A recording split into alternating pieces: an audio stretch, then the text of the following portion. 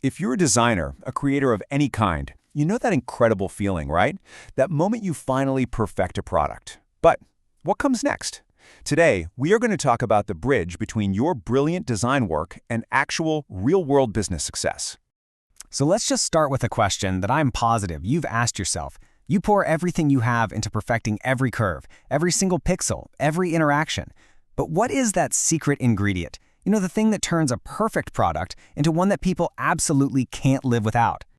Well, here's the hard truth. Even the most innovative, the most user-friendly, the most beautifully crafted product in the world can completely fail if it never finds the people it was made for.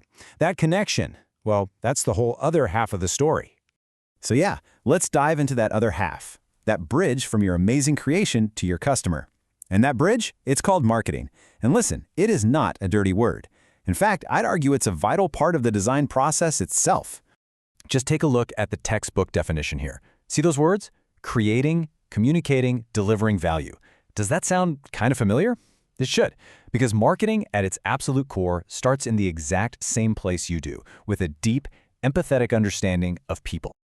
Okay, let's really get into this. To build that bridge, you have to understand the person waiting on the other side. And this is your home turf.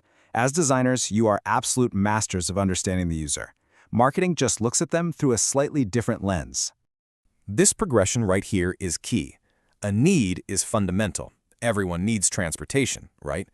A want makes it specific. I want a stylish, eco-friendly bicycle. But demand, that's when that want is backed up by the ability to actually buy it. You see, as a designer, you solve the need, but your real magic lies in how you speak to that want. In this image, it shows you exactly how marketing maps this all out. I mean, you know all about creating user personas, right? Well, think of this customer profile as its twin.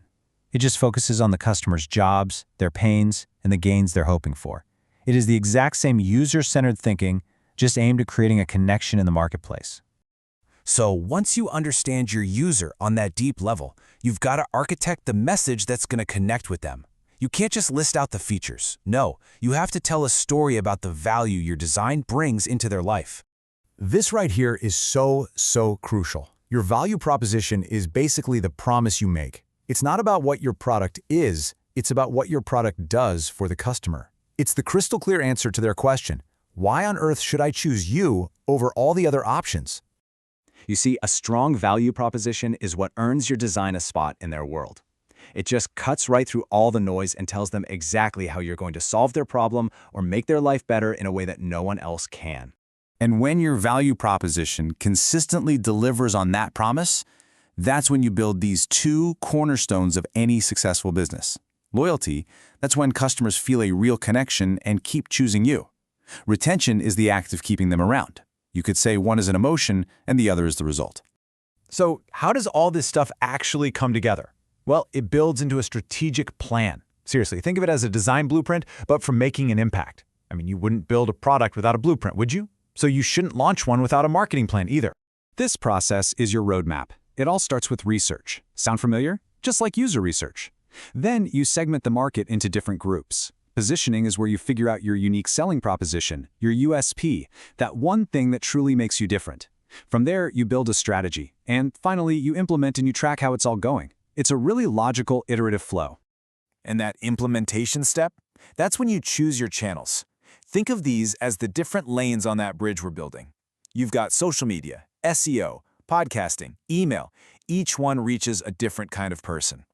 The key isn't to use all of them. It's to pick the right ones for your specific audience. But hey, building the bridge isn't the end of the story. And this is where marketing really feels like design. You have to test, you have to measure, and you have to iterate. You got to see if the bridge is actually working. Think about it. Just like you usability test a prototype, marketers use data to measure how well their strategies are working in real time. Tools like these dashboards, they aren't just a bunch of scary numbers. They're user feedback, just at a massive scale. You track these using what are called key performance indicators, or KPIs. So you're looking at things like website traffic, conversion rates, which is just how many people actually do the thing you want them to do, or customer acquisition cost. This data isn't just about spreadsheets, it's feedback. You analyze it, you learn from it, and you iterate on your design and on your marketing. So, what's the big takeaway here? It's this.